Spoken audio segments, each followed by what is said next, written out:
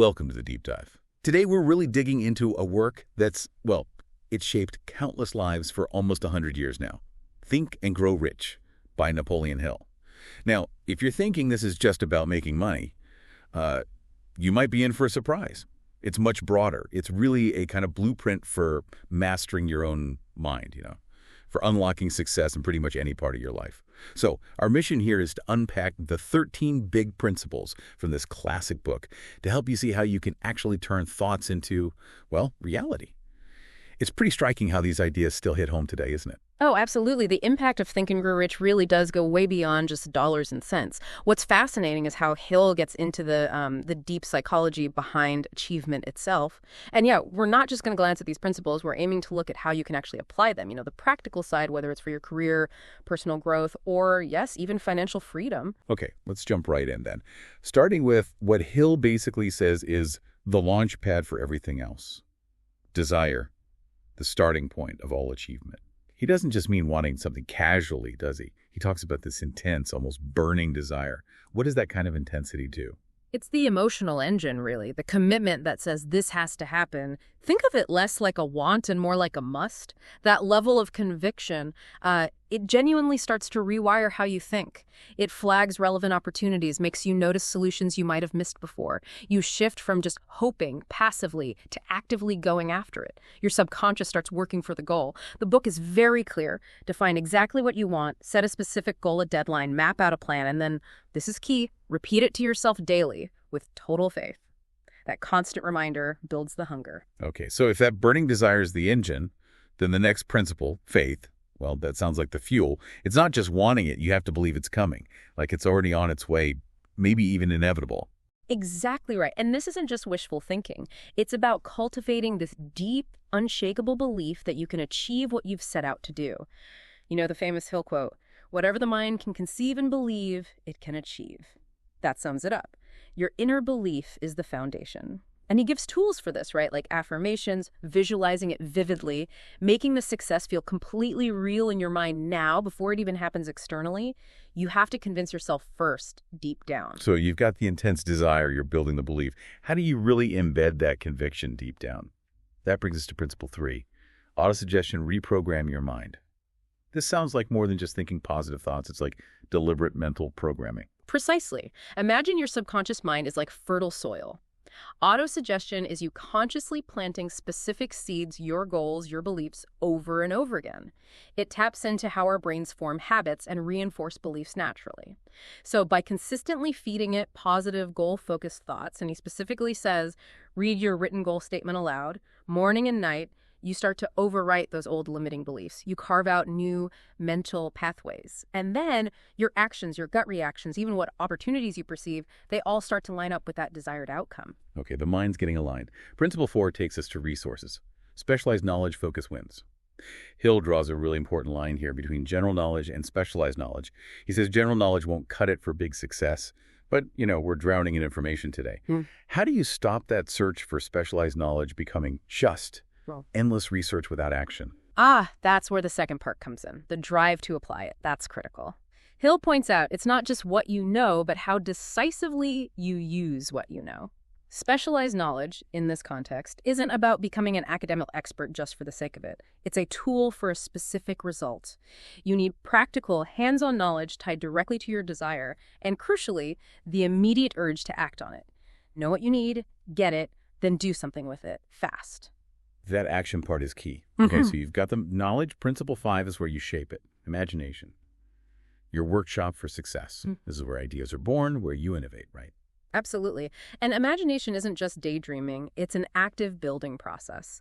Hill talks about two kinds: synthetic imagination, where you recombine existing ideas in new ways, and creative imagination, where you tap into those aha moments, those hunches. It's about actively visualizing solutions, brainstorming new approaches, and then again acting on those ideas. Imagination is the lab where your desire starts taking shape before it becomes real. And to get those ideas out of the lab and into the world, you need structure, which is principle 6. Organized planning, make it happen. Hill is pretty blunt here, isn't he? Dreams without a plan are just wishes. He is. And this principle hammers home the need for structured action. You need a clear, step-by-step plan to reach your goal. But what's also interesting is that Hill stresses flexibility within that plan. It's not set in stone. You need to be ready to adjust it, to adapt when things change or something isn't working. Don't just stubbornly stick to a plan that's failing. So have the map, yes, but be willing to find a new route if you hit a roadblock. That flexibility makes sense. But you also need to move forward, which brings us right to number 7. Decision. No more procrastination. Hill says successful people decide quickly and then they stick to it. That feels almost counterintuitive today with all the analysis paralysis we see. How do you make sure a quick decision is also a good one? Well, that's where the previous steps lay the groundwork.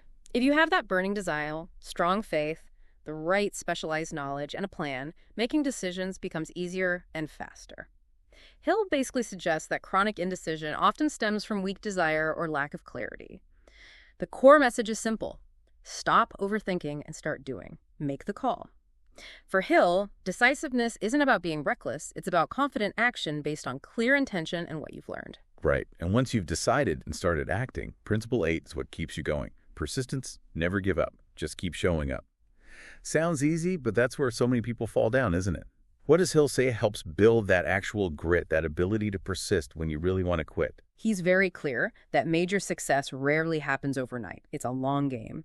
He actually emphasizes that your biggest breakthroughs often come right after your toughest setbacks. So what builds persistence?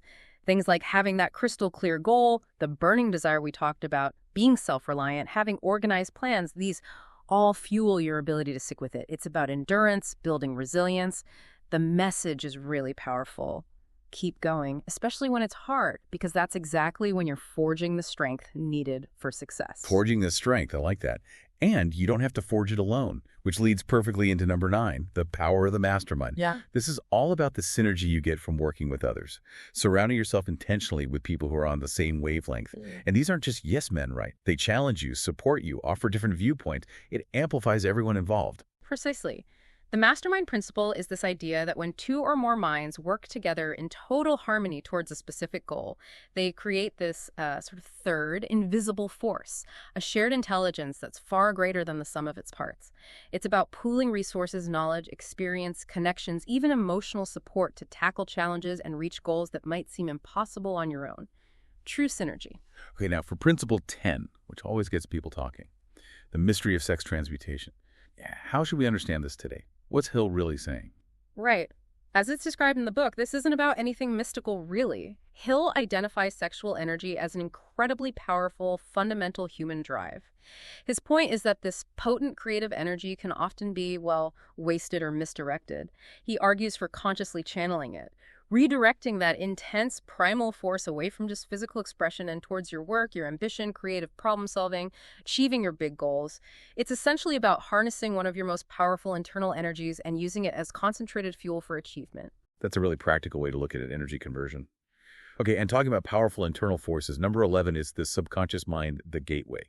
Hill pictures it like this vast, receptive inner realm, soaking up every thought and feeling. How do we consciously work with that? Hill's idea is that through consistent effort using things like autosuggestion, those affirmations, and visualization, you are actively programming your subconscious. You're feeding it instructions, basically. Repeated thoughts of confidence, of success, of abundance. And because the subconscious works constantly behind the scenes, it starts to align your actions, your intuition, everything towards making those dominant thoughts a reality. It really is the bridge between your inner beliefs and outer results. Which flows so naturally into the 12th principle, the brain broadcasting your thoughts. This touches on that idea. You attract what you focus on. Is there more to it in Hill's view than just positive thinking? Yeah, it's a bit more active than just thinking positively. It connects to ideas like directing your focus, maybe even vibrational alignment. When you consistently think rich, act rich, stay in tune with opportunity, as Hill puts it, you're essentially tuning your brain. You're training it to notice and grab opportunities that match that frequency or mindset. Your brain acts like a kind of transmitter and receiver, drawing in circumstances and resources that resonate with your dominant mental state. And that brings us to the final principle, number 13, which feels maybe the most subtle, the sixth sense intuition, that gut feeling, the hunch, that inner knowing that seems to come out of nowhere sometimes. How do we cultivate that? How do we learn to trust it? Hill presents this as the peak of the process, almost a result of mastering the other 12 principles. He describes it as your higher self, or infinite intelligence, as he calls it, giving you direct guidance. He suggests that trusting it really comes from practice, from paying attention to those gut feelings and seeing where they lead. It develops as you become more aligned through the other principles. It's like developing your own internal compass, offering insights that go beyond just logic and reason. It's the ultimate guide for navigating towards your success. Wow. So wrapping this up, looking back at all 13, it's so clear that Think and Grow Rich isn't fundamentally about money at all, is it? It starts way deeper, with your mindset, your inner world. Mastering these principles, or even just working on them, really does seem to make wealth and success in all kinds of forms feel much more achievable.